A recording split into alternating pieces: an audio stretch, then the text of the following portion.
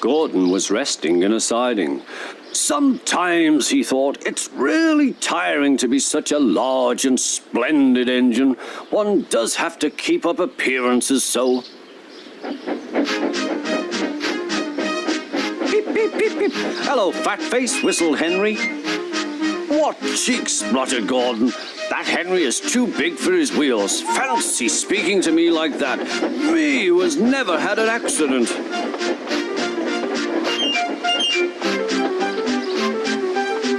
Aren't jammed whistles and burst safety valves accidents? Asked Percy innocently. No, indeed. High spirits might happen to any engine. But to come off the rails like Henry did, well, I ask you, is it right? Is it decent? Then it was Henry's turn to take the express. Gordon watched him getting ready. Be careful, Henry. You're not pulling the flying kipper now. Mind you keep on the rails today.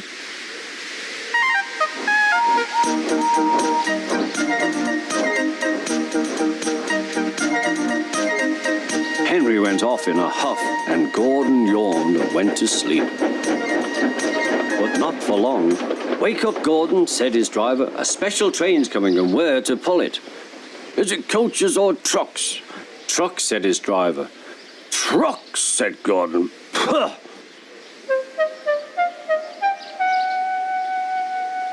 Gordon's fire was slow to start, so Edward had to push Gordon to the turntable to get him facing the right way. I won't go, grumbled Gordon. Don't be silly, puffed Edward. At last Gordon was on the turntable. The movement had shaken his fire. It was now burning nicely and making steam. Gordon was cross and didn't care what he did. He waited till the table was halfway round. I'll show them, he hissed. He moved slowly forward to jam the table, but he couldn't stop himself and slithered into a ditch. Ooh, she hissed. Get me out! Get me out!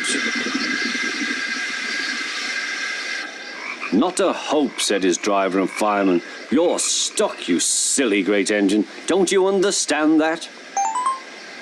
They telephoned the Fat Controller. So Gordon didn't want to take the special train and ran into a ditch. What's that you say? The special's waiting. Tell Edward to take it, please. And Gordon? Oh, leave him where he is. We haven't time to bother with him now. On the other side of the ditch, some little boys were chattering. Coo, doesn't he look silly?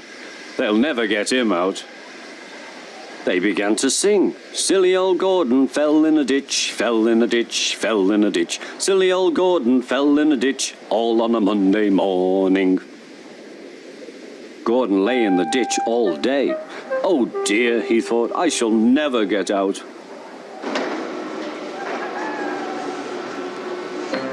But that evening they lifted Gordon and made a road of sleepers under his wheels to keep him from the mud. Strong ropes were fastened to his back end, and James and Henry, pulling hard, managed to bring him to safety.